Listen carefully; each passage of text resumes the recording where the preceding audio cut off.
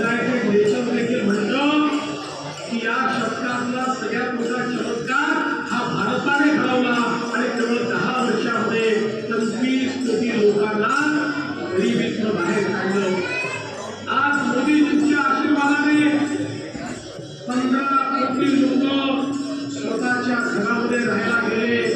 50 कोटी घरामध्ये शौचालय तयार झाली। कोट्यावधी लोकांच्या जीवनामध्ये परिवर्तन आलं। कोट्यावधी लोकांच्या घरामध्ये पिण्याचं पाणी आणि विजेचं कनेक्शन गेलं। या देशाच्या स्वातंत्र्यानंतरचं जे स्वप्न त्या काळामध्ये आपण पाहिलं होतं ते पूर्ण करण्याचं